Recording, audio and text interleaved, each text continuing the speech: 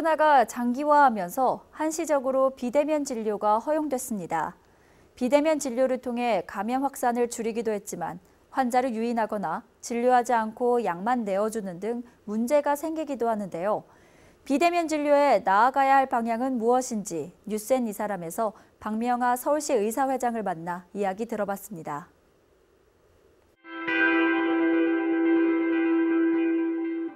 비대면 진료라고 하는 것은 한시적과 비대면 진료가 같이 쓰인 말인데요. 한시적이라고 하는 것은 원칙으로 대면 진료가 원칙인데 그것을 비대면 진료를 한시적으로 풀었다는 뜻입니다.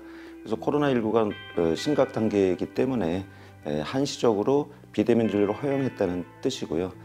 그 덕분에 이제 코로나19가 극복되고 해서 지금 많이 완화가 된 상황까지 오게 된 데 의료계의 역할이 있었다고 생각합니다. 거동 불편하신 분들에 대해서 동네의원에 원래 다니셨던 분 중에서 재진, 그러니까 동네의원에서 원래 자기가 관리하던 환자가 피치 못하게 올 수가 없는 상황이 됐을 때 전화 진료 등을 통해서 비대면 진료가 일부 허용이 됐었습니다.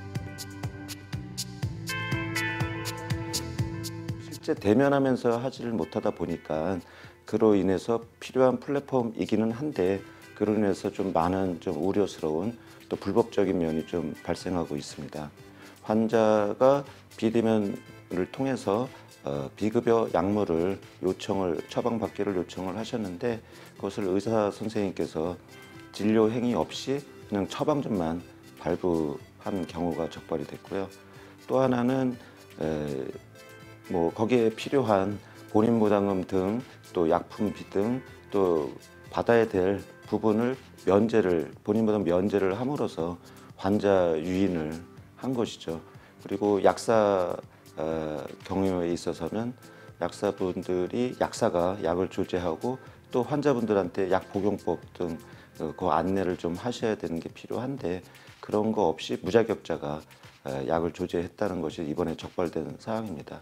환자한테 좀 안전하고 좋은 약을 처방을 해드리고자 하는 의사 선생님의 노력이 반대로 환자가 그 약을 선택하고 의사 선생님은 그냥 처방하는 기계처럼 처방전만 날리는 약을 타기 위한 중간 단계로서의 매개 역할만 한다는 것이 좀 국민 건강을 위해서 좀 안타까운 사항입니다.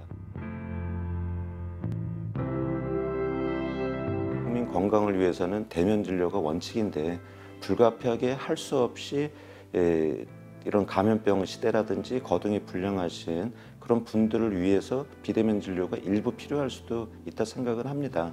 그런데 이제 그렇게 될 경우에는 국민 건강과 또 의료시장 질서를 문란하게 하지 않는 그런 범위 내에서 해야 된다는 취지고요. 따라서 이제 그런 횟수 문제도 중요하거든요.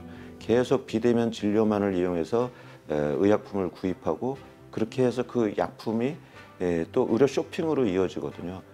너무 손쉽게 접근이 가능하다 보니까 비대면 진료를 여러 번을 동일한 의료기관 아니더라도 또 다양한 의료기관을 통해서 여러 가지 좀 부작용이 좀 걱정되는 약품들을 다량으로 구입해서 또 재판매한다든지 여러 가지 좀 문제들에 대해서 저희가 의료계가 우려하시는 국민들을 위해서 우려하는 바를 잘 조절하고 보완하고 할 수 있는 대안 또 그런 방안들을 같이 정부랑 협의를 우선 하는 게 원칙이고요.